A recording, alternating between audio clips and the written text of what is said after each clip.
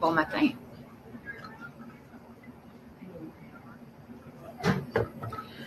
Alors, ce matin, je me sens bien. Mon énergie est un peu basse. Hier, j'ai eu un show, ça a bien allé. C'est un show burlesque, de chant burlesque dans mon cas. Et puis, ça fait une semaine que j'ai dit que j'allais faire un autre live stream sur le sujet des arguments pour l'abolition de la prostitution.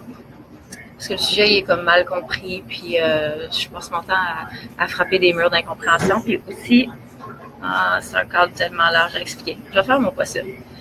Ça fait que j'ai des captures d'écran que j'ai pris lors de différentes discussions avec des gens sur lesquels je vais me baser pour comme faire un retour sur justement les arguments qu'on me sort toujours. Puis, j'ai envie de commencer par le plus gossant, qui est de me faire dire que la raison pour laquelle je fais tout ça, c'est à cause de mes traumas. Peut-être que la raison pour laquelle je me lève le matin et je milite pour ça, c'est entre autres mes traumas, mais n'importe qui n'a pas de trauma peut quand même arriver aux mêmes conclusions que moi, seulement en regardant l'information puis les données comparatives des différents pays, ceux qui ont choisi le modèle de légalisation versus ceux qui ont choisi d'aller vers l'abolition, qui est ce qu'on appelle le modèle norvégien. Et puis aussi, vraiment, quand on fait une analyse démographique de c'est qui les personnes qui sont en situation de prostitution, il y a des données effroyables qui sortent de ça, qui sont un no-brainer. Dès qu'on sort du minuscule pourcentage de filles qui disent « c'est mon choix, j'aime ça, blablabla », mais, oh mon Dieu, il faut qu'on sorte de ça, parce que là, on n'entend rien qu'elle. Et elle ne représente pas, mais vraiment pas, aucunement, l'ensemble de la situation prostitutionnelle. Fait que là, on a une minorité de filles qui sont, premièrement, majoritairement blanches, nord-américaines, qui arrivent à se placer dans une niche plutôt de luxe où elles ont un sentiment d'indépendance et de choix. Je veux pas remettre ça en question, ça leur appartient. C'est comme trop... je suis pas là pour dire aux gens quoi penser, je suis là pour dire il y a peut-être des choses que vous mettez pas en perspective, que vous voyez pas l'image globale, que vous voyez pas quel type de société ça commande, quel type d'homme ça fabrique. Puis c'est là où je veux essayer d'amener le débat. Fait que là, je vais faire du mieux que je peux. Parce que comme je dis, hier, j'ai eu un spectacle, je me suis couchée tard, puis après ça, ce matin, je me suis comme réveillée naturellement tôt parce que je savais que je devais préparer mes arguments pour aujourd'hui. Fait que mon cerveau est un peu flou. On va faire notre possible. Je vous invite à me poser vos questions ou vos réticences ou n'importe quoi dans les commentaires. Je vais les voir puis je vais tenter d'y répondre le mieux possible. Puis, il n'y a pas de questions connes parce que clairement, si c'est une question pour toi, c'est que c'est un point à clarifier. Si je peux le faire, ça va me faire plaisir de le faire. J'ai pas réponse à tout, mais je pense que c'est un sujet que je maîtrise assez bien by now. Puis je suis au point où je me fais inviter par des universités, des collèges, des syndicats pour débattre du sujet de la prostitution. Fait que oui, je pense que j'ai une certaine expertise. Et surtout, c'est qu'un organisme communautaire me mandate pour aller parler en leur nom puisqu'ils pensent que je porte bien leur mandat. Fait qu'à quelque part, il y a une reconnaissance de mes pairs. Donc, elle vient d'où ma supposée autorité sur la matière? Elle vient de la reconnaissance de mes pairs. Elle vient du fait que c'est absolument organique qu'on s'est mis à m'envoyer des demandes, de dire, par exemple, si une intervenante de la clé est invitée à aller parler et qu'elle a besoin d'avoir une survivante avec elle pour avoir le point de vue de la fille qui est là-dedans, ben si on m'invite, c'est super validant. Ça me donne une opportunité de faire la pédagogie. Puis ce que j'essaie de faire dans ma manière d'en parler, c'est d'arrêter d'être juste dans les mots puis dans les idées. Parce que je suis sûre que quand on parle de prostitution, la première chose que vous voyez dans votre tête, c'est la fille prostituée. Puis moi, quand je parle de prostitution, je vois le client dans ma tête. Fait qu'on n'est pas en train de regarder la situation de la même chose. Puis les gens, ils vont voir la fille bien foutue, bien habillée, plutôt jeune, qui s'en sort bien, qui fait beaucoup d'argent, et puis qui a l'air de trouver qu'il n'y a pas de problème à ce qu'elle fait, au point de s'en créer une identité, de dire non, c'est mon choix, je suis travailleuse du sexe, etc. Bon, fait que moi, j'essaie au contraire d'amener les gens à comprendre la quotidienneté de tout ça. C'est quoi dans ta vie, que ce soit ça ta vie? Que tous les jours, ou bon, mettons que tu travailles X jours par semaine, puis là, dans ces corps de travail-là, si tu travailles dans un lieu fixe, comme par exemple un massage, si tu fais ça comment, tous les mots de la prostitution servent à ne pas dire c'est quoi. quand on parle de travail du sexe, on n'est pas en train de visualiser la sordidité ou l'effet cumulatif sur le corps de la prostitution. On est comme, non, je travaille au sexe, tout va bien, il n'y a pas de problème. Même chose pour le salon de massage. Donc, tous les mots sont faits pour être glam, puis ah mon Dieu, je me bats contre la plus grosse machine bien rouée, parce qu'on me sort tout le temps, c'est le plus vieux métier du monde. Tu pourrais pas changer ta lentille, puis tout à coup réaliser que c'est peut-être la plus vieille oppression du monde. C'est peut-être pas un cadre qui commande qu'une certaine classe de femmes doivent être vendues pour répondre aux besoins d'une certaine classe d'hommes qui est acheteur. Puis si on regarde aussi, elle est composée de quoi cette population-là? J'en ai déjà parlé, j'ai pas le choix de le répéter parce qu'à un moment donné, on est en négation de la science. Je taboute. Il y a des gens qui font de la recherche. Une personne qui fait de la recherche, ça veut dire qu'elle a étudié en science, elle a un protocole propre, un protocole bien fait pour faire une recherche, pour questionner son sujet en faisant que sa question est le moins biaisée possible. Donc, elle a une proposition au début de son analyse, mais ensuite, si les données qui arrivent vont en contradiction, elle n'a pas le choix de rajuster son tir d'épaule. Fait que quand on fait une analyse, puis qu'on se demande c'est qui ces femmes-là en prostitution, elles nous disent elles-mêmes à 70%, elles ont subi un traumatisme sexuel avant l'entrée en prostitution. Qu'est-ce que ça vous prend de plus comme grosse statistique? 70% des femmes ont subi quelque chose avant qui leur fait capable de switcher à off les réticences normales qu'une femme qui n'a pas ce vécu-là aurait dans son corps. Aurait à dire, tu sais, quand on parle de prostitution, une personne qui n'a pas rien, aucun vécu avec ça, puis qui n'a pas de traumatisme sexuel, elle a un réflexe de ça recroqueviller un peu, tu sais, de sentir comme, ça n'a pas d'allure, tu sais. Puis là, d'imaginer que tu passes 3, 6, 8, 12 clients dans une journée. Êtes-vous en train de réaliser ça donne quoi comme type de vie? Puis comment c'est isolant? OK, fine. Continuez à stripper sur le discours du mini lobby pro qui est très petit. Il est vraiment très petit. Questionnez-vous pas sur leur source de financement, sur le fait que les Mélodie Nelson de ce monde reçoivent un salaire pour écrire des articles excessivement glamorisants sur la prostitution, que l'organisme pro-légalisation, qui est en fait un lobby militant qui s'appelle Stella, n'offre pas de soutien à la sortie de la prostitution parce que c'est juste pas ça qu'ils font.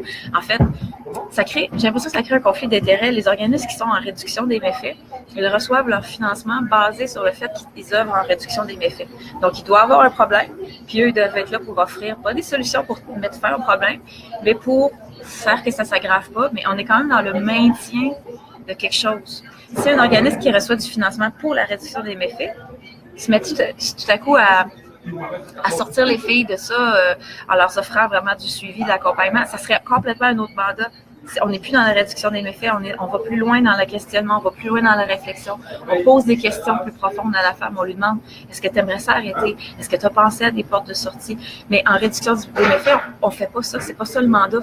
Parce que en plus, quand on reçoit de l'argent gouvernemental, puis ça a été à la mode tellement longtemps, la réduction des méfaits, encore une fois, c'est une approche qui est très importante pour le ici et maintenant, mais c'est pas une approche qui fait une analyse de cadre des raisons qui t'ont amené à ça. C'est pas une approche qui explique les conséquences avec lesquelles on vit, et c'est pas une approche qui te guide dans comment t'en sortir non plus. Parce qu'en réduction des méfaits, on est en train de réduire les impacts négatifs du mode de vie de la personne qui est dans ce mode de vie-là. À partir du moment où on se mettrait à faire de la sortie, de l'aide à la sortie, probablement, ça requerrait des coûts vraiment substantiels parce qu'on parle de counseling individuel, on parle de groupes de soutien, on parle d'aider une femme, de faire de l'accompagnement dans les démarches, comme l'aider à aller en cours si elle veut traîner son pimp en justice ou de l'aider dans, mettons, juste aller à l'aide sociale. Tu sais, quand on sort de ça, il faut que j'essaie. Ah mon Dieu, vous voyez, mon cerveau, c'est comme, c'est tellement évident pour moi.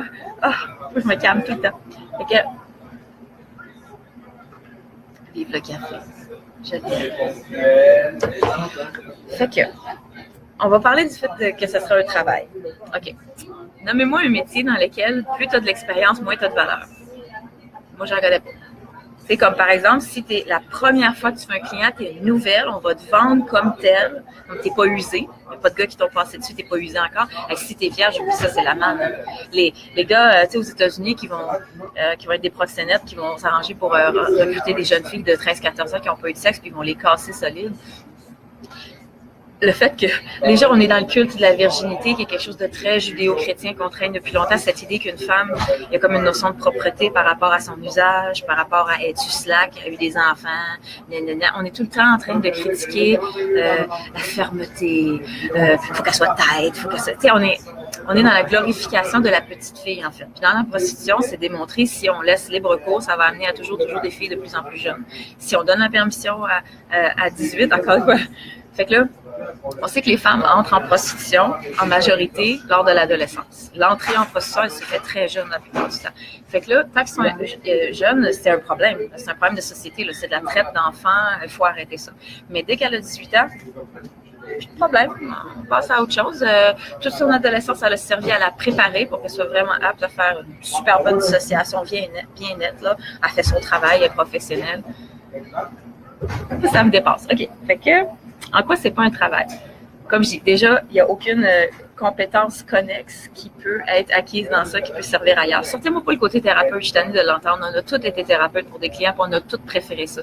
Parce que quand on est thérapeute avec un client, on a l'impression qu'on a plus le gros bout du bâton, on a moins de services de nature sexuelle à faire, puis on est comme dans notre côté fine qui valorise notre intelligence, en fait.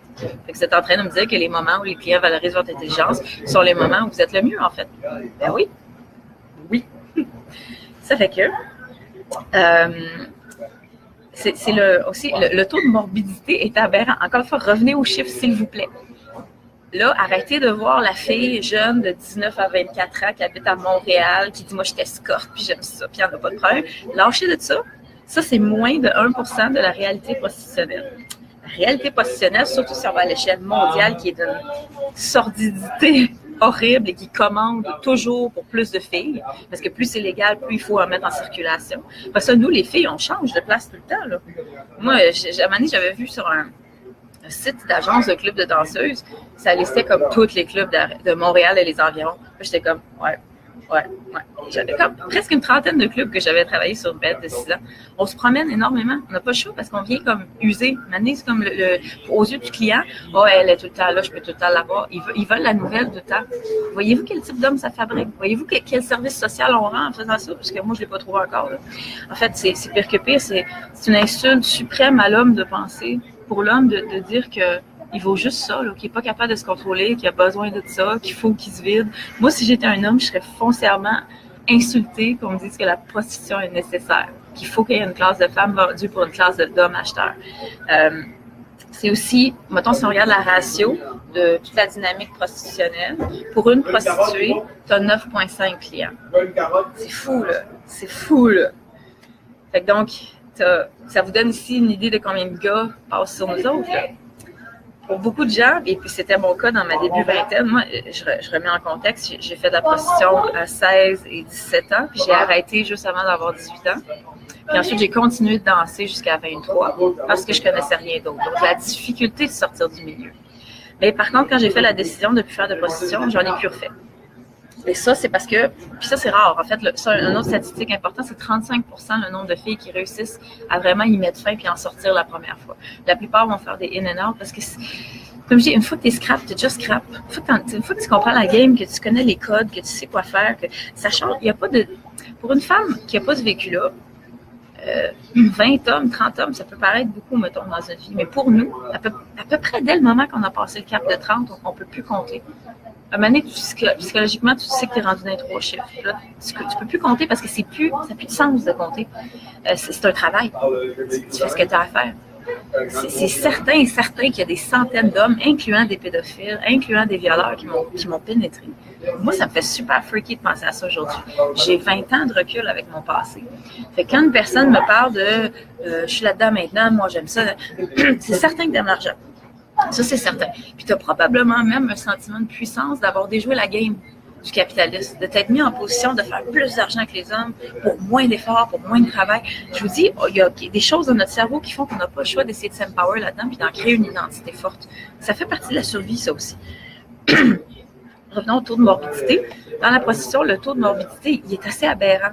Si on regarde à l'échelle mondiale, dans l'ensemble des femmes, il y a des enfants aussi, puis il y a des hommes aussi. Les hommes, c'est plus minoritaire. Soyez réalistes, arrêtez de se dire, il y a aussi des femmes qui achètent des hommes. Allez vous faire foutre. C'est débile de dire des conneries de même, ça n'a pas d'importance. C'est statistically irrelevant. C'est une minorité de femmes qui sont clientes. C'est comme, encore une fois, moins de 1%.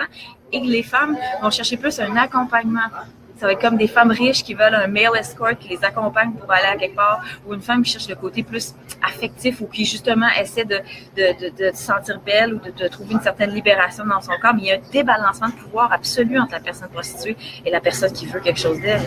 C'est pas des relations égalitaires. Si tu enlèves le facteur argent, le consentement, il n'est plus là. Donc, est-ce qu'on pourrait se questionner sur la valeur d'un consentement qui est monnayé? Il y avait un des screen captures que j'avais fait d'une dame. C'était comme un dialogue entre des abolitionnistes en France qui parlaient. Il y avait des filles pro qui disaient « Moi, je suis là-dedans, j'aime ça. » Puis il y avait des femmes qui mettaient comme en lumière le cadre que « OK, mais là, toi, tu défends des droits individuels. » Puis moi, je suis en train de parler d'une direction de société, puis de qu'est-ce que ça dit aux hommes de dire « Tu peux acheter une femme comme tu veux. C'est pas un problème, on cautionne ça. » On n'est pas dans le même registre de préoccupation. Puis je l'ai déjà dit, oui, quand tu travailles, si au moment où tu es prostituée, si tu es indoor dans un lieu que tu sens plus sécuritaire que outdoor ou tu embarques dans des chambres, c'est évident que ça te donne un sentiment de sécurité. Mais encore une fois, si on s'éloigne et on regarde les statistiques, il y avait un tableau qui a circulé récemment, je le reposterai après, un tableau rouge qui montrait qu'il y a eu un meurtre en Suède d'une ex-prostituée, en plus tuée dans un contexte de violence conjugale. On lui avait enlevé la garde de ses enfants il y a 3 ans, son ex-conjoint l'a tué. Un meurtre de ex-prostituée, et le lobby pro s'est mis à prendre ça, ce un-là, puis à vouloir faire de ça comme essayer de dire ben gars, vous voyez, vous avez aboli, puis il y a des meurtres pareils. Puis tu compares en Allemagne ou en Netherlands, en Hollande, c'est hallucinant, c'est du 50-60 meurtres sur une période de 5 à 10 ans, mettons. C'est comme, les chiffres n'ont pas d'allure, mais on dirait que ça rentre pas dans la tête du monde. Et ces filles-là, elles travaillent indoor dans des pays légalisés, et ces prostituées-là se font tuer pareil. Il y a tellement de choses à déconstruire. On va essayer. Le taux de morbidité, le taux de suicide, il y a clairement une détresse de...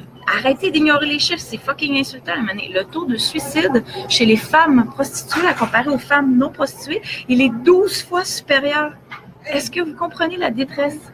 Moi, je parle pas de la fille qui fait son affaire d'escorte là, à Montréal, dans un niche de luxe, avec l'impression que tout soutient son discours, que c'est correct, puis qu'il va le faire, je sais pas, 6, 8 mois, 3 ans, 4 ans. OK. Visualisez une personne dont c'est la vie, dont c'est l'occupation, pendant 20, 30 ans. Imaginez le toll que ça prend sur le corps. Mettez-vous pas à me sortir d'autres exemples, de comparer à d'autres travails, c'est fucking gossant et insultant. Essayez de regarder la prostitution pour ce qu'elle est. C'est quoi le besoin social qu'on comble? Qu'est-ce qu'ils ont, les hommes, ils ont besoin de... Est-ce qu'on pourrait analyser c'est quoi le besoin? Le vrai besoin qui serait derrière? Moi, je pense qu'il y en a deux. Je pense qu'il y en a un qu'il faut soutenir puis l'autre pas. Celui qu'il faut soutenir, c'est celui d'un manque de connexion humaine importante. Il y a des hommes là-dedans qui sont pas méchants, que leur démarche pour aller consommer une prostituée n'est pas méchante, mais il y a une société qui cautionne ça, qui leur permet de faire, ben moi, j'ai de l'argent, je peux aller faire ça, sans me questionner de elle, c'est quoi qu'elle vit, d'où elle vient, c'est quoi sa réalité.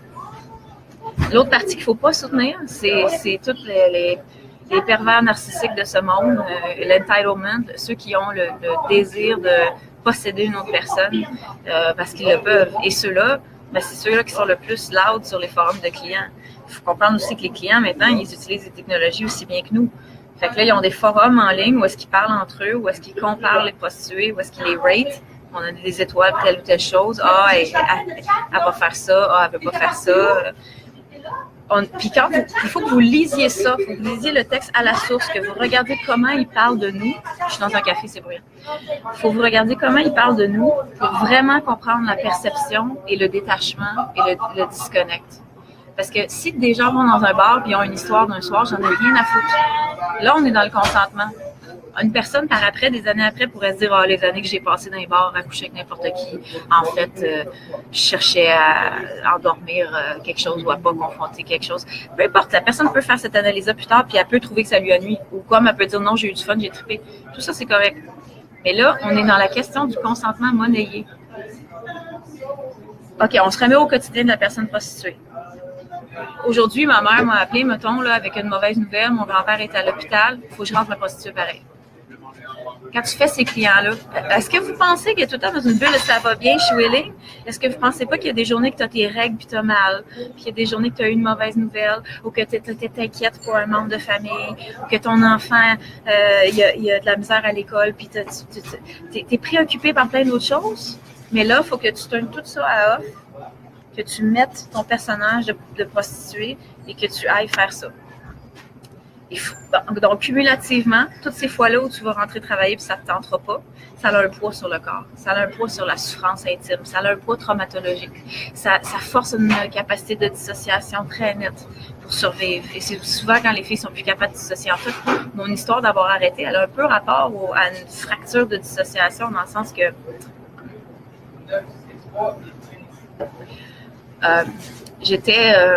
j'avais une amie qui enregistrait un album dans une méga piole de millionnaire dans le West Island, à l'autre bout du monde, où tu n'as aucune idée quand tu ne conduis pas là, comment te sortir de là. Puis mon amie, en plus, il y avait full de coke qui circulait dans la maison. C'était la dérape totale, puis moi, je voulais pas la laisser toute seule. Là. Ça fait que ce qui aurait dû être aller enregistrer une journée a fini par être rester pris là 3 jours. Là. Parce que je ne pouvais pas la laisser là, puis elle était sous contrat. Puis le gros dude qui avait la maison de millionnaire et le studio d'enregistrement dans le sous-sol et qui était le producteur de ce projet musical-là. Au début, les premiers jours, on hang out, puis c'était cool, tu sais, je me souviens que c'est comme, on était écrasés à terre, puis là, on écoutait, je venais juste de découvrir la chaîne de science-fiction, là, je me souviens plus comment elle appelle, la chaîne payante, que c'est juste la science-fiction back-à-back. Puis là, on écoutait ça ensemble, puis fait que donc, lui, il connaissait Valérie, il avait aucune idée que je faisais de la prostitution, puis là, j'étais en mode Valérie. Puis après 2-3 jours, à un moment donné, il m'a proposé de l'argent pour du sexe. Et c'est pour moi, on ne sait jamais comment le trauma peut arriver, mais pour moi, c'est à ce moment-là, où mon univers s'est effondré. Parce que Valérie, elle ne se prostitue pas. C'est Courtney qui se prostitue. Puis Courtney, elle ne ressemble pas à ça, elle n'a pas ce demeanor-là, elle ne s'exprime pas comme ça. Courtney est dans un lieu très précis où elle va faire une chose précise, ensuite elle en sort. Quand elle en sort, elle arrive chez eux, elle a un rituel de douche absolument débile pour comme sentir qu'on enlève la saleté psychologique puis qu'elle coule avec l'eau du drain. Puis ensuite, je reviens, puis là, je suis Valérie. C'est vraiment intéressant au niveau clinique, la dissociation. Vous devez lire là-dessus. Je vous conseille fortement le travail de Muriel Salmona, qui est française, qui a étudié en premier lieu la dissociation, comment elle arrive chez les jeunes enfants. Par exemple, dans des cas de violence à la maison, où est-ce qu'un enfant doit comme snapper puis séparer son cerveau parce que c'est too much to bear. Ou un enfant qui a vécu des violences sexuelles et puis qui doit s'en aller dans une genre d'autres zones de son cerveau pour être capable de survivre. Il doit y avoir un détachement avec le corps. Alors, quand je vous parle des 70% des personnes qui, avant l'entrée en prostitution, ont subi un traumatisme sexuel, je fais référence spécifiquement à cette capacité de dissociation-là qui est un prérequis à la prostitution. Essayez de comprendre que je suis de bonne foi, que j'aime les gens. Moi, je visualise pas la prostituée dans mon combat. En fait, je considère qu'on doit avoir une zone tampon qui pourrait durer 10 à 15 ans environ, selon moi, dans laquelle les filles qui décident de rester là-dedans, on pourrait dire que c'est parce qu'ils sont pas capables d'en sortir, on pourrait dire qu'ils sont tellement acclimatés à ça que c'est rendu ça ta vie. Peu importe les raisons. Je ne suis pas dans le jugement de ces raisons. Si elle voulait faire une analyse de corps, on pourrait probablement arriver à des résultats intéressants, à savoir comment ça se fait qu'elle est rentrée là-dedans, comment ça se fait qu'elle s'est mise à... Bon, peu importe. C'est que ça vous change, là, ça vous isole. À un moment donné, on n'a plus la vie. C'est pas vrai qu'après la prostitution, on a la vie qu'on avait avant. Non seulement ça nous change, ça nous laisse du vécu, mais en plus... ça nous a isolés socialement. Parce que pendant qu'on le fait, on se coupe peu à peu du monde comme normal, qui vont nous juger, qui vont pas comprendre. Puis c'est comme ça dans tout. Dès que tu te mets à faire quelque chose de plus marginal, par exemple, même une chose positive comme devenir une personne militante, va t'aliéner une partie de tes amis qui vont être tannés de voir tes hosties de posts militants. Moi, je vis avec parce que pour moi, la militance, j'ai décidé que ça donnait une direction à ma vie et que c'était vraiment important à faire.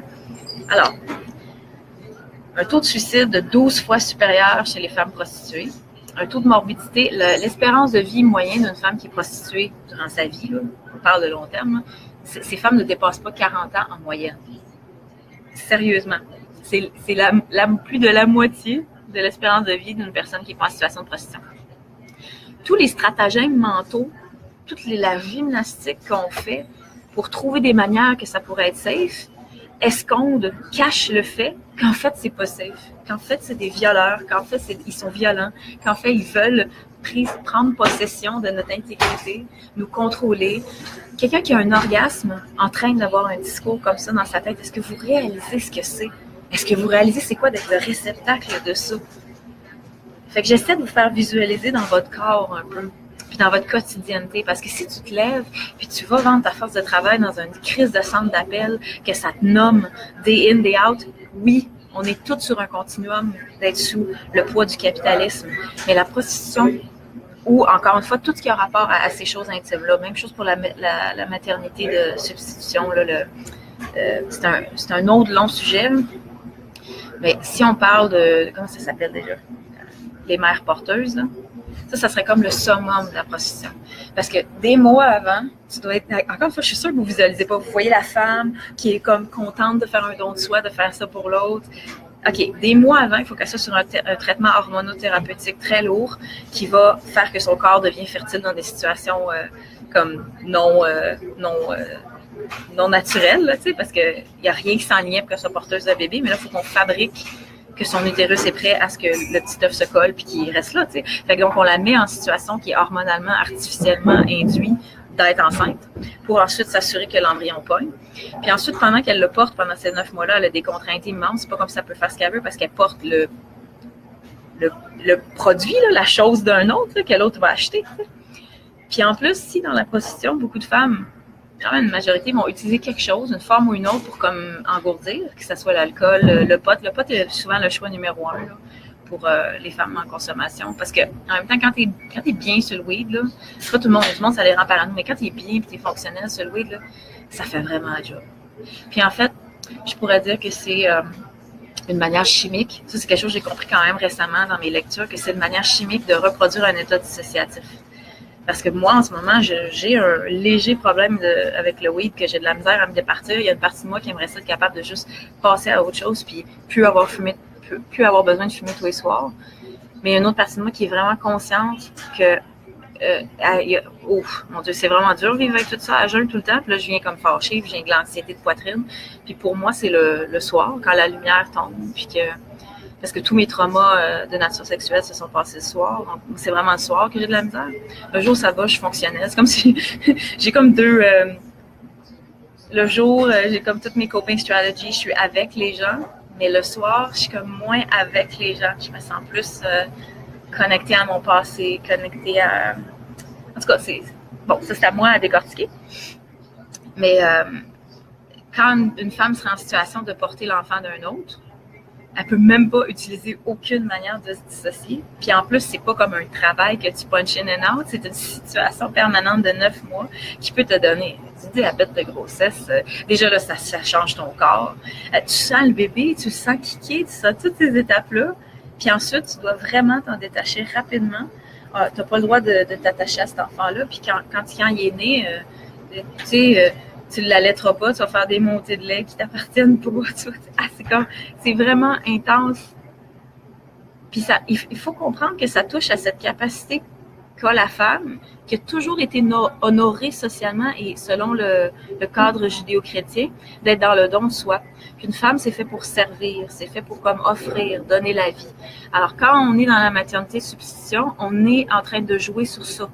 Puis parce qu'il n'y a aucune femme riche qui va le faire pour une autre. C'est pas vrai. Arrêtez. C'est purement économique.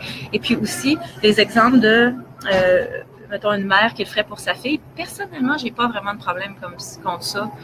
Si ça serait une maternité vraiment altruiste à l'intérieur d'un noyau familial.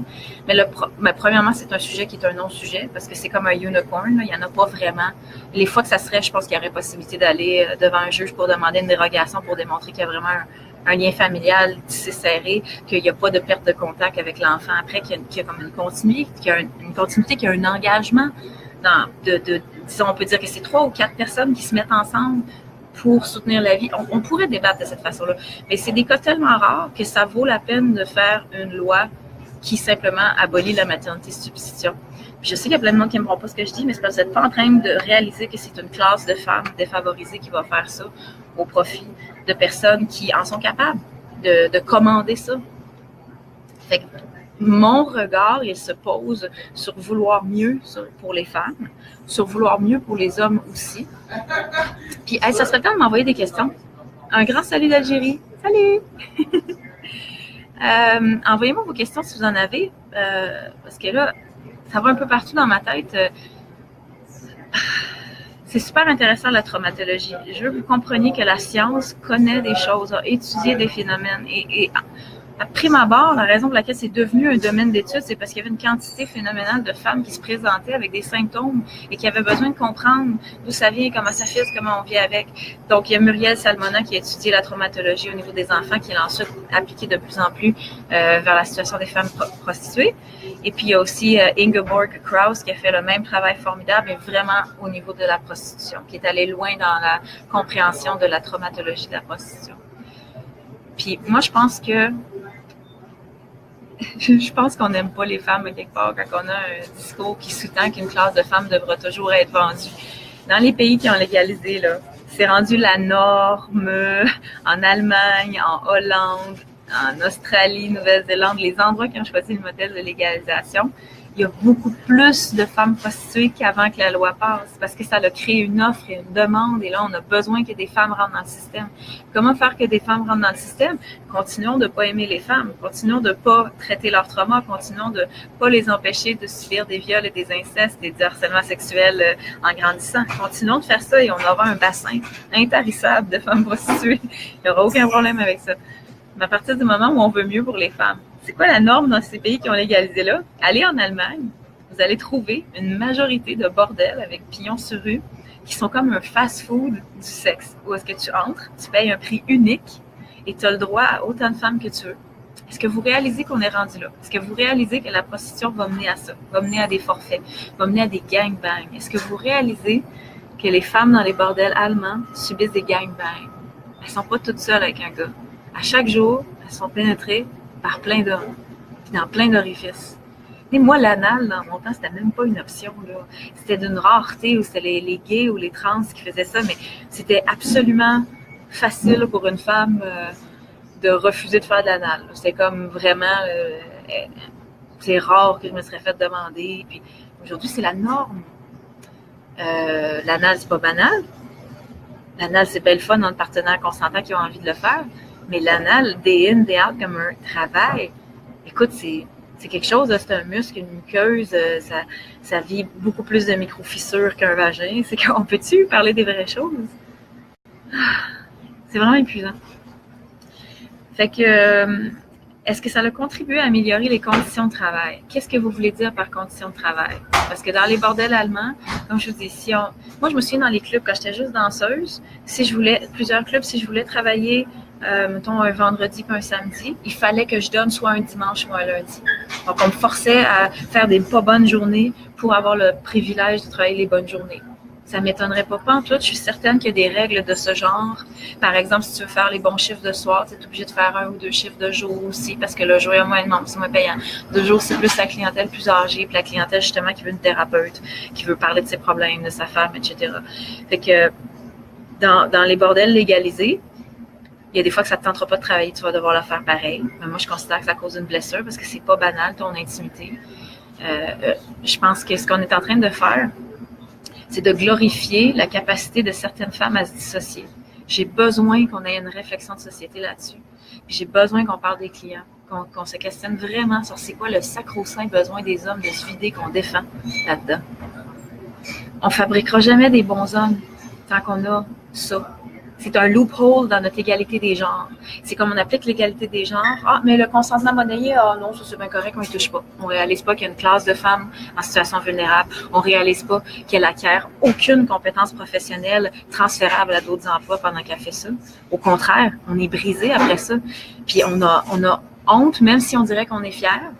C'est quand on frappe quelque chose de vraiment important pour nous, puis que là, on a peur d'avoir honte. Tu sais, par exemple, tu n'as pas dire « je suis fière », nanana, imagine tu rencontres la bonne personne, ou tu te fais une nouvelle meilleure amie avec qui tu connectes vraiment bien. Puis là, à un moment donné, ça vient le point où tu te sens obligé de lui dire « by the way, j'ai déjà fait ça ». Puis là, tu as peur du regard, du jugement. Si c'est un gars que tu aimes, puis là, tu as l'impression que « OK, that's like gonna be », tu sais, ça va être une bonne relation, tu te sens le devoir d'être honnête. Déjà, le fait que ça soit quelque chose qu'on cache. C'est pour moi, c'est 20 ans là, pour me rendre là. Mais pour moi, c'est beaucoup plus facile de le porter tout le temps. Parce que de vivre une double vie, ça fait partie de ce que j'essaie de plus faire pendant tout. Jamais. J'essaie d'être comme conséquente tout le temps. C'est vraiment plus simple à vivre et à porter. Ça fait que...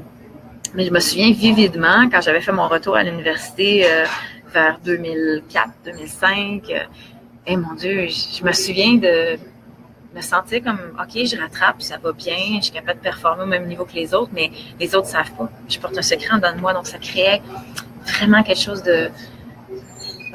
C'est dur à expliquer, mais je sais qu'un jour, j'ai arrêté de le porter. Puis j'avais même honte avant. La première fois que je suis allée consulter dans un organisme d'aide aux victimes de violences sexuelles, je me sentais que j'étais comme pas aussi maganée que les autres. J'étais comme, ben moi, j'ai pas eu de l'inceste, là. J'ai pas été particulièrement violentée par un client non plus. C'est juste que la prostitution en soi, je suis pas bien avec, là. Ça reste dans mon corps, ça reste dans mes réflexes, dans ma manière de me protéger, dans mon incapacité de faire confiance. Et puis, c'est quand je suis arrivée dans un organisme qui fait partie des CALAX. Donc, si vous avez besoin d'aide, contactez un CALAX. Par contre, les CALAX, en général, n'ont pas nécessairement de spécialité vers la prostitution, mais sont censés avoir l'ouverture de comprendre que la prostitution fait partie du continuum des violences sexuelles. Ce que vous risquez de vivre dans un CALAX, par exemple, c'est peut-être la critique des autres. Parce que dans un groupe de femmes, moi, j'ai pas vécu ça. Mon groupe de femmes était vraiment cool. Et il y avait une bonne intervenante qui leadait bien le groupe. Donc, on était en petit groupe de 4 à 6 femmes. Puis les autres avec moi, c'était viol, violence conjugale, inceste par le père, par le grand-père, etc. Puis moi, j'arrive, puis je dis, ben, j'ai pas vécu ça. Puis je suis allée dans la position de plein gré, là, c'était mon choix. Puis, mais je suis pas bien que ça. Nanana. Puis ce qu'on m'a aidé à faire, c'est à unpack this shit. Arrêter justement de porter cette idée que c'est juste mon choix, de comprendre comment ça cadre dans un tout social plus grand que moi, comment il y a des choses qui m'ont conditionné à être capable d'accepter ça, à juste le poids du film Pretty Woman, le nombre de femmes qui ont vu Pretty Woman, que ça a créé une image glamourisée de c'est quoi la prostitution, puis de cette idée d'avoir un sauveur, un moment donné qui vient tout rendre correct. Des films comme ça, ils ont eu un impact vraiment dangereux sur la psyché sociale, selon moi. Mais bon, on fera les films qu'on veut. Puis je ferai le militantisme que je veux pour le débunker après. Alors, fait que dans les CALAX, celui auquel j'ai été en premier, c'est Trêve pour elle, qui est à Montréal. Pour les gens de Trêve pour elle est un très bon organisme. Elles sont super overloadées. D'ailleurs, au point où ils essaient d'encourager les femmes à aller plus loin dans d'autres territoires, tu sais, comme en ce moment, je voyais qu'ils ont tellement de demandes qui référaient les femmes au CALAX de l'ouest de l'île qui ont un moins haut niveau de liste d'attente, tu sais. La clé, c'est la même chose. Ils reçoivent un nombre d'appels immense, autant de personnes prostituées, ex-prostituées que de parents qui cherchent à avoir du soutien. C'est une autre chose, les parents mentionnent. Quand ma fille avait en bas de 18 ans, j'avais la DPJ pour m'aider. Je pouvais essayer de faire de quoi, mais à partir du moment où elle a 18, 19 ans, elle s'en va dans un club, elle fait ses affaires. Les parents se sentent absolument démunis. Puis, you can't get through. Quand quelqu'un est là-dedans, c'est vraiment opaque. C'est super dur de le faire comprendre. C'est comme, je prends toujours le même exemple, mais quand tu as un jeune gars qui va s'en aller en guerre, là, t'as beau lui dire, tu risques de revenir avec un stress post-traumatique d'avoir été en Irak, il va y aller pareil. Ça fait que c'est la même chose pour la prostitution. Le taux de stress post-traumatique, il est immense. J'aurais pas de chiffres à vous montrer là, en ce moment, vite de même, mais il est immense. Donc, ça laisse des conséquences à la personne. Mais c'est pas quand on est dedans qu'on les vit ou qu'on les ressent. D'ailleurs, à partir du moment où on les ressent, on aurait une inconséquence pour sentir un besoin d'en sortir. Ça fait que tant que notre dissociation fonctionne dans le tapis, qu'on a un dialogue interne qui nous dit que tout est correct et qu'on n'est pas en train d'analyser quoi dans notre vie qui aurait pu nous amener à devenir cette classe de femmes qui est capable d'être vendue. Mais je peux pas faire avoir ce cheminement-là aux gens. C'est super délicat parce que je peux pas leur enlever leur conception. Parce que j'ai rien à leur offrir en un sens qu'ils veulent. Tu sais, c'est la même chose pour l'athéisme. Je peux pas enlever aux gens leur religion. J'ai rien à leur offrir qu'ils veulent. Ils préfèrent leur conception parce que leur conception fait du sens pour eux. Fait que écoute, c'est confrontant pour moi là, quand j'ai une fille qui me dit en pleine face moi j'aime ça, c'est mon choix, c'est super confrontant pour moi. Non, ça me fait mal. Puis ça me fait vivre du dégoût aussi. Pas du dégoût d'elle, du dégoût des clients. Ça me ramène à. Fait que c'est difficile pour moi d'avoir des filles pros devant moi. Fait qu'il faut que je respire et que je la questionne. Faut que je lui demande de m'expliquer son raisonnement. Parce que ma job, c'est de comprendre son raisonnement. Ensuite, ce que je peux faire, c'est lui expliquer mon raisonnement à moi en prenant mon exemple de vécu. Je vais avoir l'espoir qu'elle voit des liens, qu'elle fasse peut-être, ouais, je n'avais pas pensé à ça. Mais je ne peux pas la faire sortir, je ne peux pas lui faire sentir le malaise que j'ai. Puis à quelque part, c'est pas correct d'offrir ce malaise-là à quelqu'un, c'est pas agréable. À partir du moment où tu comprends, tu t'embarques dans un chemin de guérison. Mais ce chemin de guérison-là, il est souffrant, puis il est long, puis t'en es jamais complètement sorti. J'ai eu une première phase de thérapie vers 2003 quand j'en ai sorti. Après ça, j'ai eu une autre phase de thérapie vers à la fin des années 2000 pour adresser ma colère, mais ma colère était comme pas tant que ça en lien. Je faisais pas les liens autant. J'étais quelqu'un qui vivait beaucoup de colère en dedans. J'ai fait un suivi de 15 semaines sur la colère. Mais j'arrivais pas nécessairement à encore mettre le doigt dessus puis à comprendre toutes les parties qui m'appartenaient pas. Toutes les choses qui m'ont été données par la société, léguées par mon éducation ou par mon manque dans certains domaines. Et mon envoyez-moi des questions. Fait que dire. Fait que là, si on regarde en Allemagne, il y a, dans les 6 chiffres, il y a plus de 100 000 femmes en Allemagne qui sont prostituées à l'heure où on se parle. Moi, là, ça me choque tellement, ces chiffres-là. La majorité d'elles viennent du nord de l'Afrique ou de l'Europe de l'Est.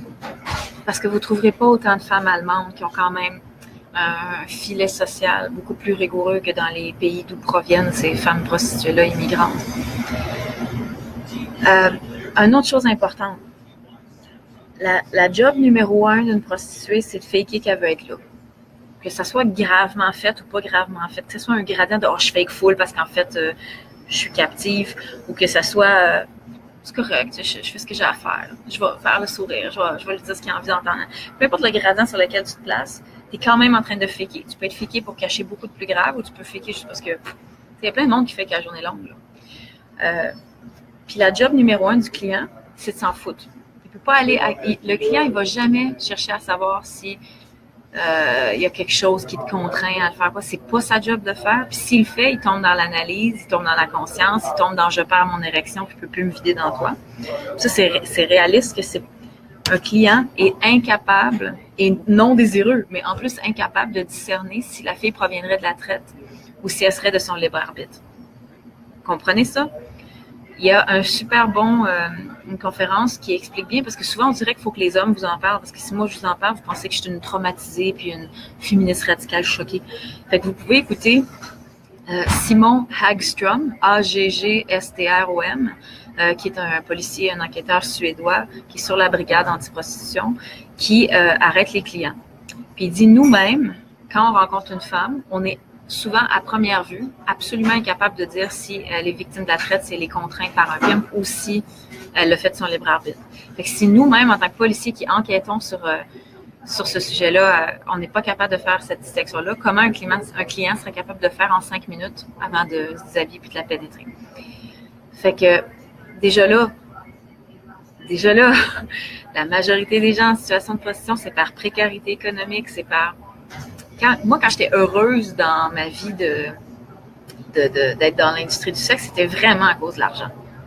Puis à mon époque, qui était un peu comme je dis la fin de l'âge d'or, là, c'était comme vers la fin de quand ça a commencé à virer, que c'était du n'importe quoi, que tous les clubs de danseuses sont mis à avoir des cabines, les prix se sont mis à baisser, le Viagra est arrivé sur le marché, ce qui fait que les hommes veulent plus de services dans un même temps. C'est plus difficile avec la culture pornographique. Ça fait que les demandes des clients sont de plus en plus kinky, élevées. Moi, j'ai pas connu ça. J'ai même pas connu l'époque des cellulaires où le monde prenne une photo. Si quelqu'un avait voulu prendre une photo dans mon temps, l'appareil aurait été tellement gros que je l'aurais vu. Est-ce que c'est possible qu'un client, parce que j'ai déjà été chez les clients aussi, ce qui est super dangereux là. Aujourd'hui, là, les fois je suis embarquée dans des chars, les fois je suis allée chez des clients, c'est la chose qui me hante le plus. C'est pour ça que je peux empathiser avec le discours que quand tu fais de la prostitution indoor dans un lieu sécurisé, que tu as l'impression que c'est correct. En fait, je pourrais dire que je garde à peu près pas de mémoire traumatologique d'avoir travaillé au club chez Diane, si ce n'est que la répétition d'avoir plein de gars qui te pénètrent à chaque soir. Mais autrement que ça, quand je travaillais chez Diane, j'avais du fun. Je tripais avec les filles, j'avais l'air complètement fonctionnel. Vous auriez jamais pu, à l'époque, penser qu'aujourd'hui, je serais là à vous dire ça. Parce que moi-même, j'avais bu la soupe. Écoute, je sortais de là avec des 300, 600, 800 piastres par soir. C'était abominable, l'argent qu'on faisait. Puis, on était sur le bord de la frontière américaine. C'était à l'époque où l'argent, la valeur du dollar américain était super haut. Fait qu'on avait, tu sais, il y a tout un système, hein. Quand tu es dans cette ville-là, il y a tout un système. Il y a des chauffeurs de danseuses. Il y a des agences. Moi, vous n'avez pas besoin de faire affaire avec des agences, c'est de la merde, c'est n'importe quoi. Le club va payer l'agence pour que tu sois là. Moi, là, dès que tu rajoutes des middlemen, j'ai un problème. Là. Fait que quand j'allais travailler chez Diane, c'est sûr que c'était une situation optimale de prostitution. Mais maintenant, je suis capable d'avoir une analyse de cadre et de dire qu'en soi, la prostitution, c'est une violence et que ça reproduit un déséquilibre entre les hommes et les femmes, que ça fabrique pas des bons hommes. Parce que c'est quoi cet état mental-là que tu as juste avant de faire « Je t'ai payé. À cause que je t'ai payé, je suis entitled. Je veux... » Tu sais, qu'est-ce qui se passe si la fille, tout à coup, elle se mettait à brailler puis elle peut pas... Si t'es chanceuse, il va juste accepter de reprendre son argent et tout, mais il va comme être frustré, oh mon Dieu! Même dans un couple, c'est délicat la question du consentement. Il y a beaucoup de femmes qui le font juste parce que, ça fait 2 semaines, je l'ai pas fait, il faut que je le fasse. C'est triste tout ça. Il faut qu'on ait une sexualité saine. Il faut que les gens connaissent leur corps, connaissent ce qu'ils veulent. Il faut sortir des schémas patriarcaux si on veut arriver à avoir une sexualité saine. On le sait aussi que le désir sexuel des femmes, il va être corrélé à leur condition de vie, en un sens. Si tu es chez vous, dans ta situation de couple, parce que tu portes tout le poids de la charge mentale, c'est toi qui fais tout le ménage, tu es ta boute, tu as ta job, tu élèves les enfants, puis l'autre tabarnak, à la fin de la journée, il arrive et il veut juste te fourrer. Tu es comme, hey, mon chien, commence par m'aider 50-50 dans la maison, puis on en reparlera. T'sais, nous aussi, le problème avec nous, les femmes, c'est que notre sexualité est beaucoup corrélée à nos insatisfactions des situations genrées dans lesquelles on est en prison.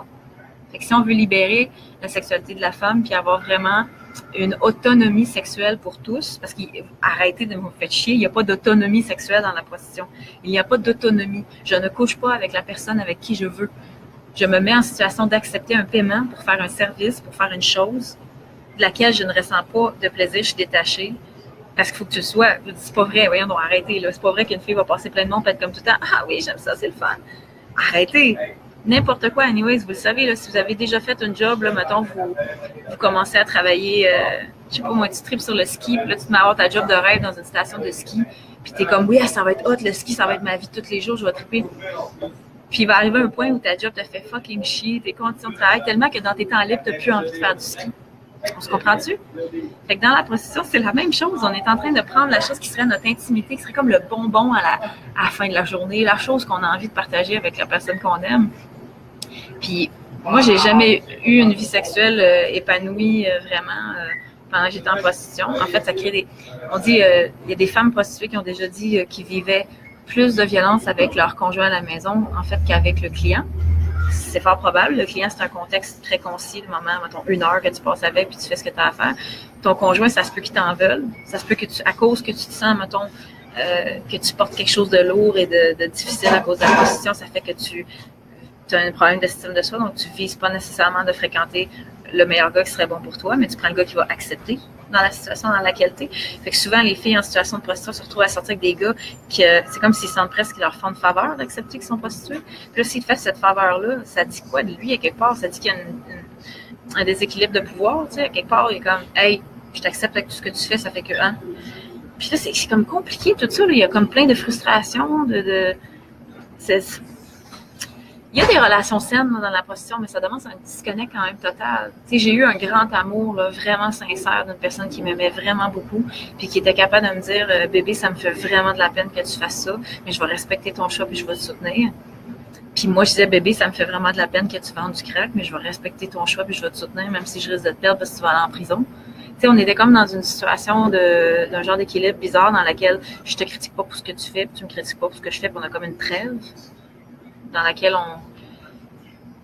je pense, tu sais, notre amour était sincère, les moments où je faisais l'amour avec lui étaient complètement épanouis, sincères.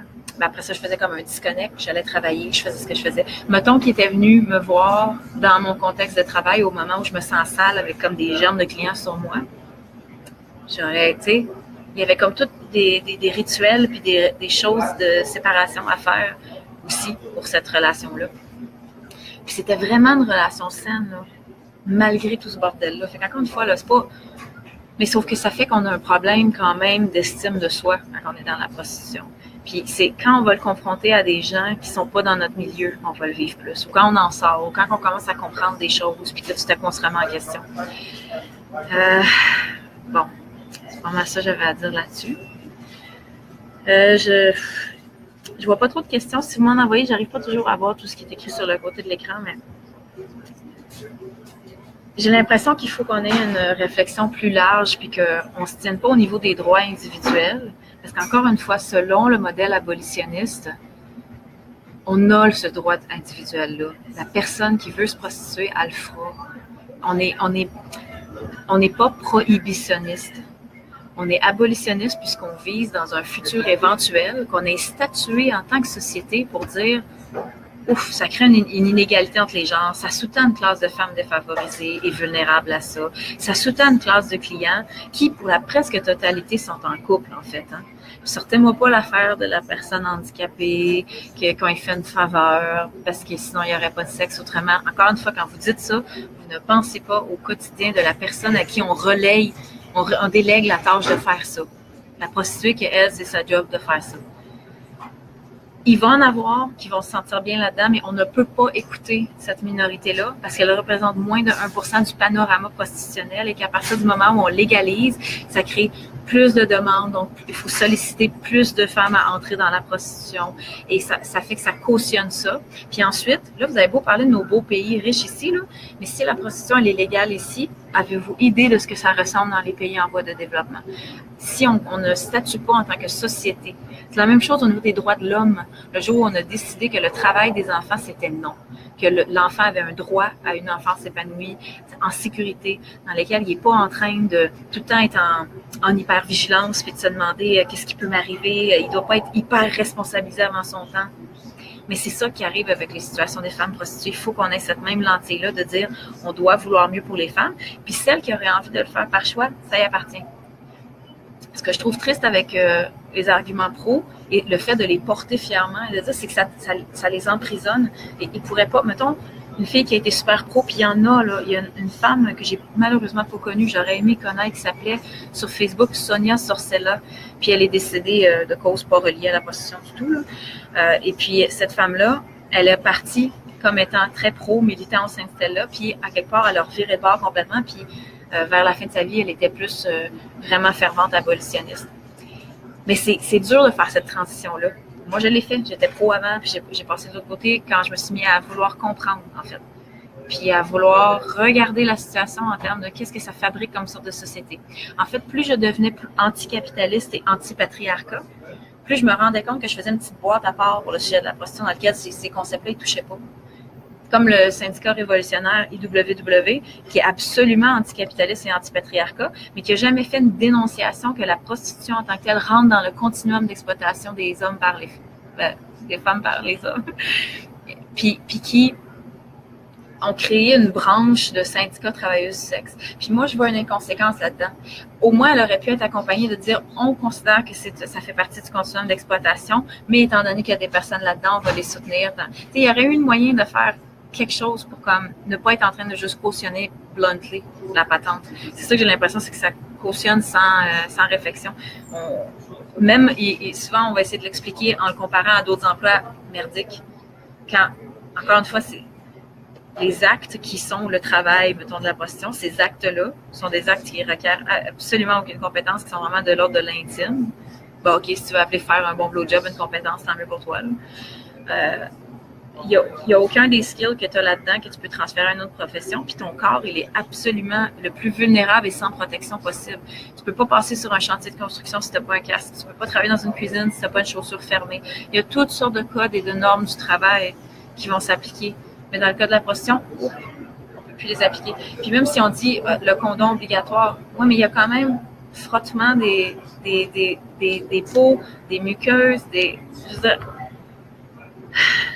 la lentille de réduction des méfaits est là juste pour empêcher que ça soit pire, mais elle offre aucune solution, là. On n'est pas en train de décortiquer c'est quoi cette patente-là. Puis avec les pratiques de plus en plus violentes dans la prostitution, qui copient en fait ce qui se passe dans la pornographie. Tu sais, je suis aussi anti-pornographie, mais je suis pas une personne prohibitionniste.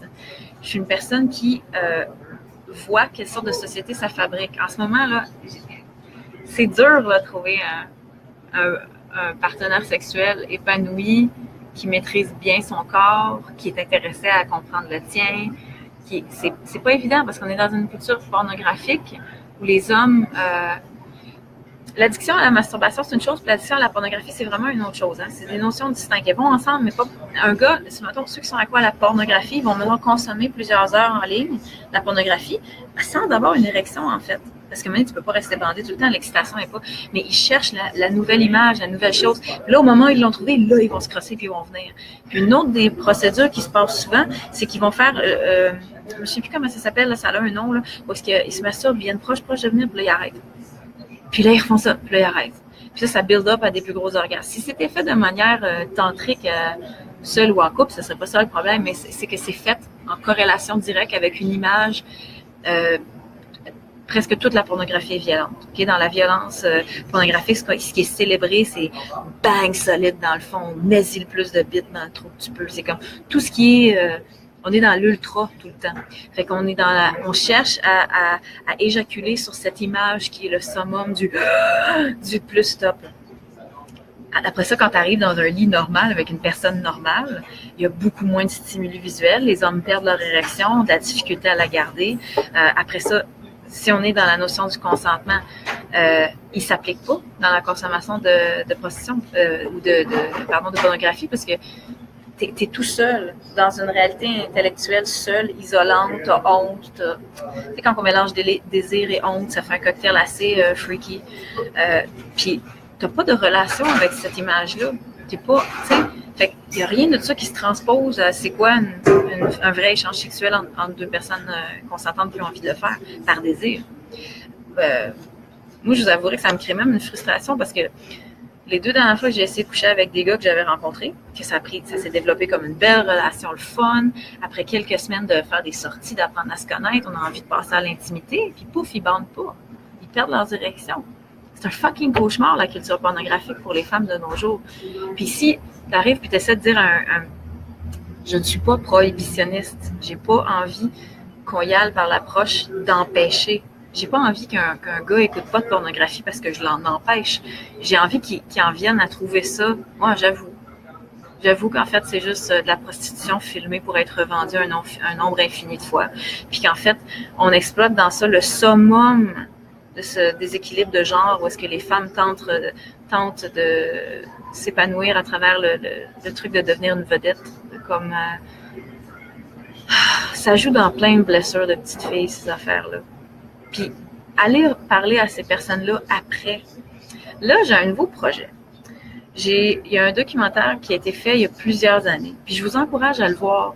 Puis, il est pourtant les arguments pro, mais je suis complètement confortable avec ce documentaire-là parce qu'à l'époque où il a été fait, les arguments pro, ils tenaient la route. En fait, tous les arguments pro qui sont dans ce documentaire-là, cette lentille-là, elle tient la route pour ce ici et maintenant-là.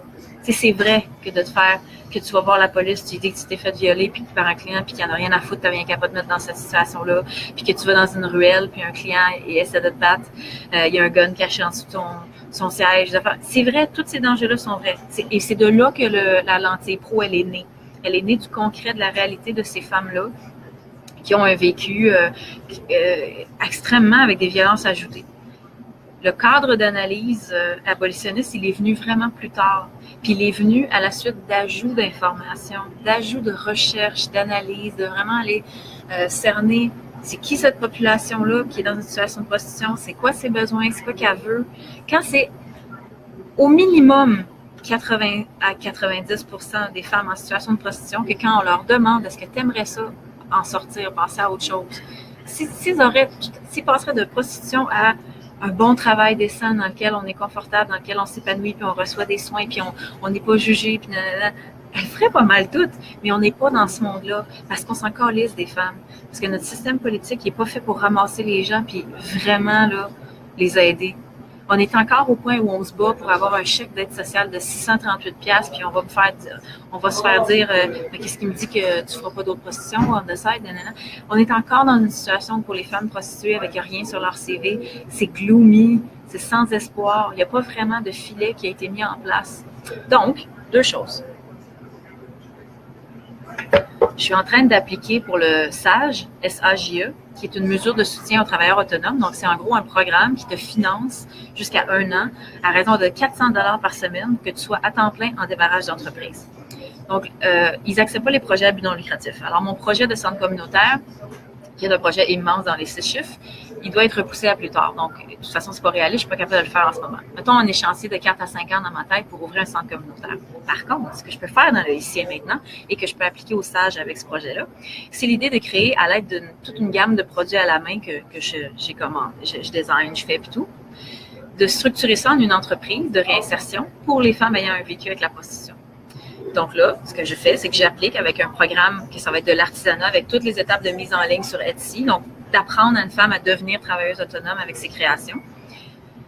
Et puis, je suis en train de vouloir développer une solution absolument concrète pour justement les problèmes d'employabilité des ex-prostituées et leur donner cette zone tampon-là dans laquelle elles vont pouvoir être en réapprentissage des qualités qui sont attendues d'elles, tout en comprenant d'où elles viennent, puis c'est quoi leurs limitations qu'elles vivent actuellement et dû à leur passé. Ça, c'est une bonne nouvelle, c'est une chose que je fais. Une autre chose que j'ai envie de faire, c'est que le documentaire Sexe de rue, qui a été fait...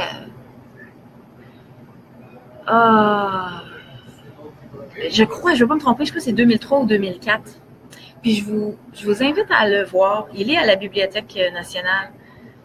Puis je vous invite à le voir parce que c'est exactement la géographie et les personnes avec qui j'ai travaillé. Genre, j'aurais pu être dans ce documentaire-là, sauf que j'avais déjà arrêté dans ce temps-là.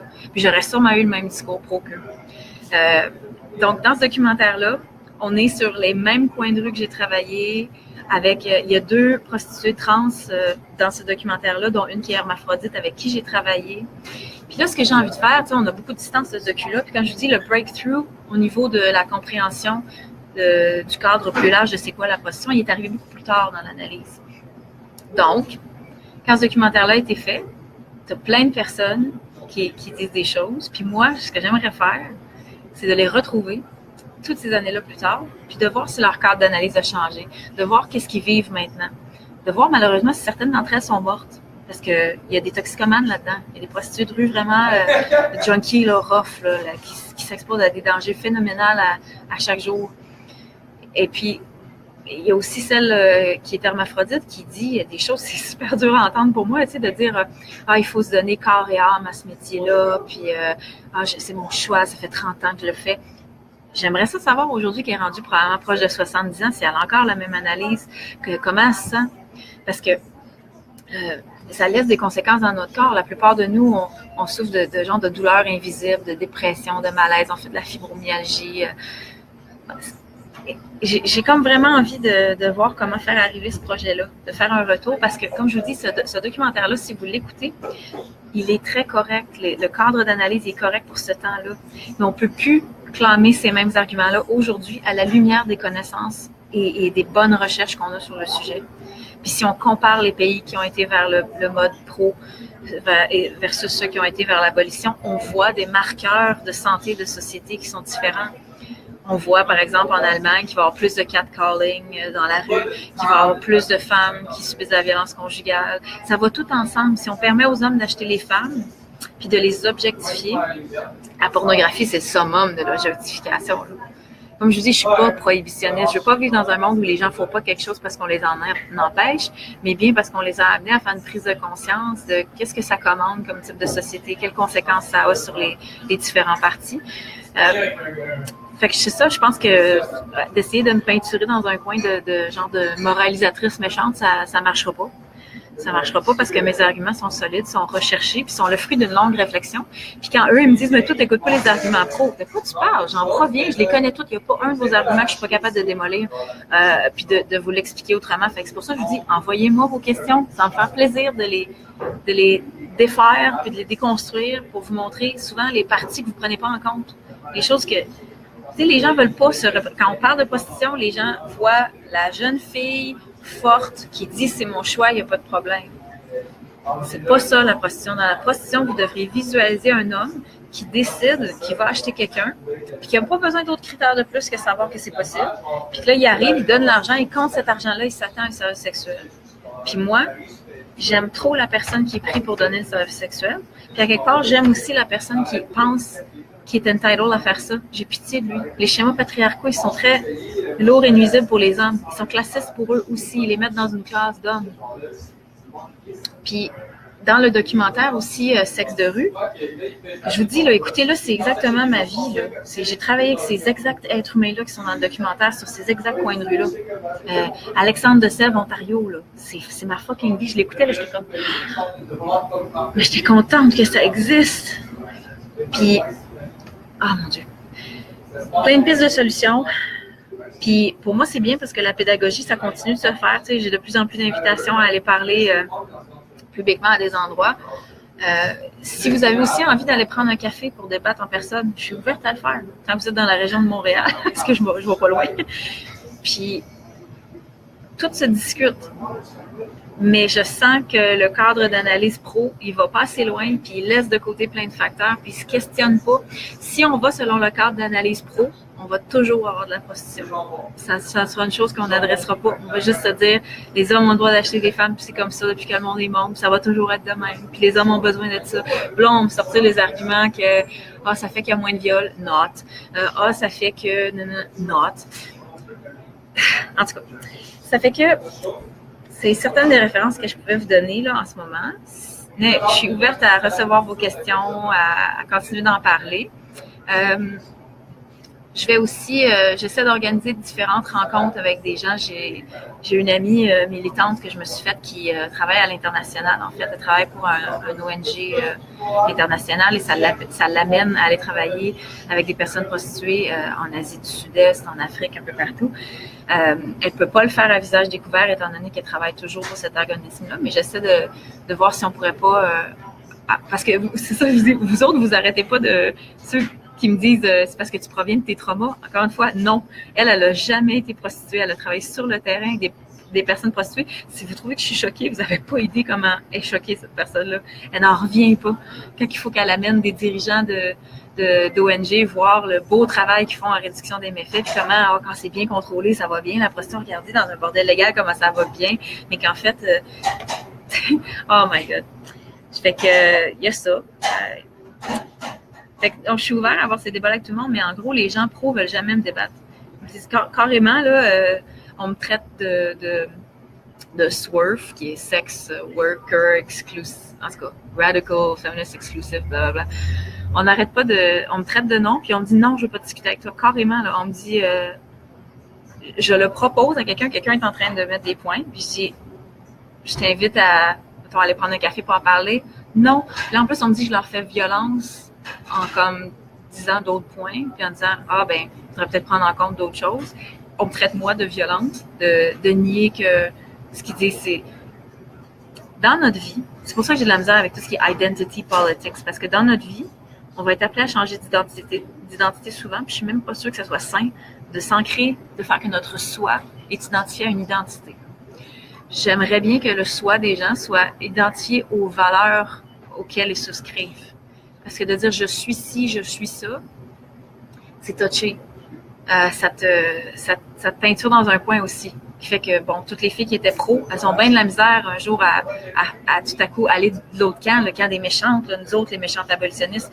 Mais pourtant, le suivi psychologique gratuit puis l'accompagnement à la sortie de la prostitution qu'un organisme comme La Clé peut offrir, c'est nous les méchantes abolitionnistes. Ça fait que il y a plein de filles qui viendront pas à La Clé parce qu'ils ont associé que on est des abolitionnistes, on est des féministes radicales, on est méchantes. Ça fait que la sorte de soin qui permet à une femme de faire une analyse de corps, parce que souvent les femmes, un jour, peu importe qu'elles aient dit avoir fait ça par choix ou pas, elles vont venir à se demander qu'est-ce qui fait que je suis rentrée dans ce mode de vie-là, que je savais quoi faire, j'étais comme pro puis détachée. Cette analyse-là, elle se fait pas dans le cadre des arguments pro. Puis une réflexion sur les conséquences de ce que tu vis dans ton corps, ça se fait pas dans le cadre d'une réflexion pro dans laquelle on dit non, c'est un travail comme un autre, il n'y a pas de problème. Ça fait que l'analyse pour comprendre d'où on vient puis où on va, elle provient de ce qu'on appelle le féminisme radical, qui s'intéresse à la racine du problème et qui remet en question les schémas capitalistes et patriarcaux desquels on boit la soupe depuis toujours, là. Tu sais, moi, je le sais maintenant grâce à mon analyse que c'est ma vie qui m'a amenée à être conditionnée, à être capable d'accepter la prostitution comme un choix viable. J'ai été, depuis j'ai environ 5 ans, que j'ai été conditionnée avec la pornographie, avec une personne qui cautionne ça, une personne qui a travaillé dans l'industrie du sexe puis qui trouve ça cool. Puis c'est toutes ces références-là auxquelles on est exposé, puis aussi le manque de choix. Parce que la prostitution n'est jamais autant un choix qu'elle est un manque de choix. Parce que si la personne, mettons, avait eu, je sais pas moi, du jour au lendemain, une rentrée d'argent immense, peut-être qu'elle n'aurait pas été vers cette option-là, du moins pas de suite. Je sais pas, c'est touché. Notre relation à l'argent, elle doit être définie. Mon Dieu, c'est un baume vraiment endormant, l'argent. Ça, it numbs, de la même manière que la drogue ou le déni. Fait que c'est dangereux de se consolider dans des identités, parce que ça nous donne difficilement le droit d'en sortir puis d'en grandir, de voir ça autrement. Puis surtout si on associe des choses qui pourraient être saines pour nous à l'idéologie du méchant qu'on n'aime pas, ben là, on devient comme opaque, on ne veut plus entendre. En tout cas, je pense que j'ai pas mal tout dit. J'ai réussi à amener certains arguments plus loin. Je vous invite à me faire parvenir vos questions. Wow, ça fait déjà 1h10 que je parle. Fait que, merci beaucoup. Puis, c'est clairement un sujet super important pour moi. Puis, moi, je pense que n'importe qui, leur opinion compte. Que vous ayez un vécu avec la prostitution ou pas, que vous soyez homme, femme.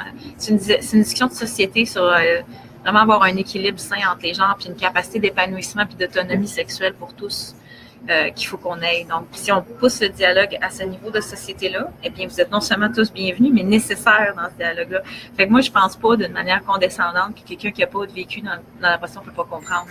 Au contraire. Chapeau à toi si tu n'as pas eu besoin de passer par là pour comprendre. T'sais. J'ai pas eu besoin de passer par plein de choses pour être capable de quand même empathiser avec ce que ça pourrait être pour la personne. T'sais. Alors voilà, je vous remercie beaucoup. Je vous invite à suivre mon travail sur ma page d'artiste Legal Tender, mais aussi sur la page de mon projet de centre communautaire, qui est Centre communautaire Legal Tender, où je publie, mettons, plus en français sur cette page-là, puis sur Legal Tender, c'est plus mes trucs d'artiste puis du militantisme anglophone. Voilà. Et ben, écrivez-moi, ça va me faire plaisir. Il ne faut pas qu'on s'agresse. Faut qu'on soit doux parce qu'il y a des personnes là-dedans. Puis dans les arguments du lobby pro, j'entends la personne là-dedans aussi. Puis j'entends les réticences, j'entends le conditionnement, j'entends plein de choses. Mais j'entends une personne derrière tout ça. Puis je respecte ce qu'elles disent et je veux amener ça, je veux sortir ça de l'individuel pour amener ça à un débat de société plus large, en fait. On se questionne sur quelle sorte de monde qu'on veut. Puis qu'on arrive, tu sais, we need to stop failing to protect our women. Il faut vraiment qu'on arrête de... Sérieux, on fail des générations et des générations tout le temps en continuant à dire que c'est le plus vieux métier du monde, quand on sait factuellement les conséquences que ça a sur les personnes. Alors, je vous invite à essayer de garder cette image-là en tête quand on parle de prostitution, d'arrêter de visualiser le côté glam, puis c'est dur parce que toute l'industrie pousse vers ça, mais plutôt de visualiser la quotidienneté et puis le poids que ça prend, puis les inconséquences que ça nous fait vivre, à quel point ça nous met en danger, en fait, parce que c'est foncièrement un danger.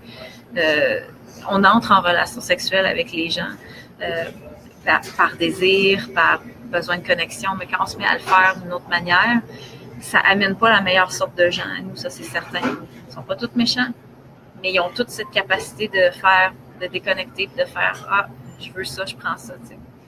Alors voilà, je vous remercie beaucoup. Je vous souhaite une bonne journée. Pour ma part, je vais faire comme je fais souvent, qui est aller m'asseoir sur la chaise de massage du gym, qui est le bonbon de ma journée, en toute honnêteté. Sérieux, si vous avez accès à une chaise de massage, gâtez-vous, ça vaut la peine. Fait que voilà, je considère que la vie est belle, je considère que ça vaut la peine, puis qu'on vaut tous la peine. Alors, merci pour votre temps et votre attention. À la prochaine.